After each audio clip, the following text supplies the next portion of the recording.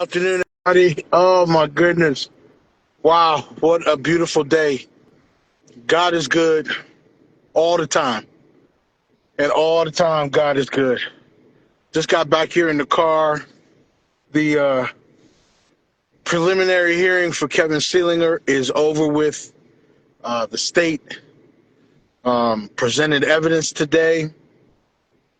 There were three witnesses: Robert Richmond, an eyewitness, an Erie police officer, the first one on the scene, as well as another Erie police corporal that administered uh, life-saving measures to Marcello.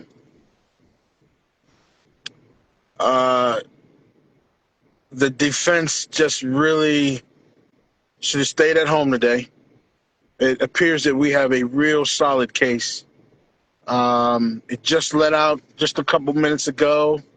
Started at 9 o'clock and went through about 10:30, 10:35, 10:45ish, right around that. About hour and about 45 minutes.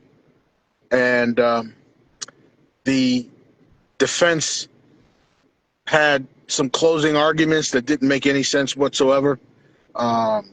Quote, the only thing that Kevin Seelinger was doing on July 2nd was doing his job. That's what his attorney said. Volusia. He's an idiot. What we found out today was that Marcello was shot in the back.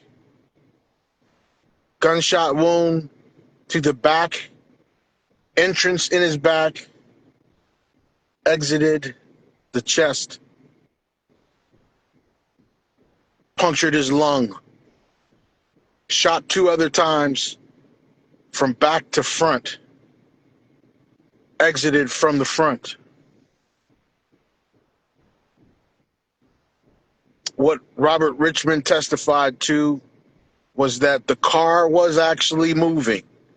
He was actually pulling out of the parking spot and pulling away when Seelinger got out of his car and hustled over to the vehicle and said to get out, put it in park. Cello was still driving away. Seelinger never made it to the driver's side door. He was in between the back door and the driver's side door on the side when the gunshots rang out. 3 shots fired. Probably the shot that killed Marcello was the gunshot to the wound to the back that punctured his lung. I thanked the corporal and the police officer after the hearing for trying to keep my cousin alive.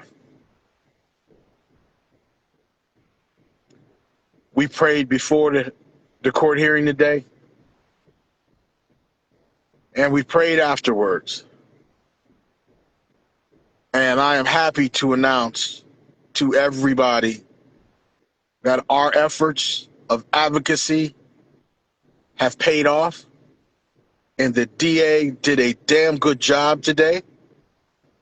Kevin Seelinger remains in jail until the trial. And they can take their time as long as they want. They could take their time because he's in jail, and rightfully so. He went 169 days, had 169 days of freedom while we suffered, while the family suffered, while my cousin Sonny suffered, while Cello's mom suffered, while his kids suffered. And they continue to. He's not coming back. The least that we could have is this feeling that the system is finally working for us. He remains in jail until the trial. This is the beginning. This is the beginning. We keep telling you guys, this is a marathon and not a sprint. And we got a long way to go. We got a long way to go. And we are not going to stop. And I'm going to tell you what. I'm flying out of Pittsburgh to get back home tonight around 8 something. If I catch up with Deontay again, I'm going to give him a call. If he wants to do a late night podcast, we're going to be back on tonight. If not, we'll be back on tomorrow. He was here today. We heard a lot of different information that we want to share with the public. It's a beautiful day. I want to say thank you to everybody out there, not only in Erie, Pennsylvania, but all over, that have been sending me well wishes, praying for my family,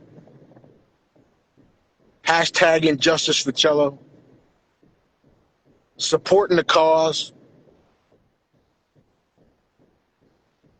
None of this would have been possible without you all. We really appreciate everybody. On behalf of my cousin Sonny, and he sat right next to me. His cousin sat right next to me today, and I was honored to be right next to him, to be strong for him. On behalf of him, the Woodard family, we thank you all. Justice is being served, and this is the shift to the next level. We are going to move this to the next level of change. This is what we want to make sure that does not happen to anyone else going forward. Plain and simple. It takes a village, y'all.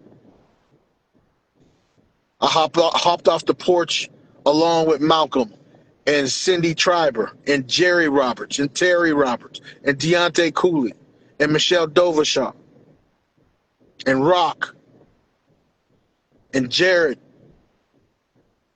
And we said, this is not right. We have to fight.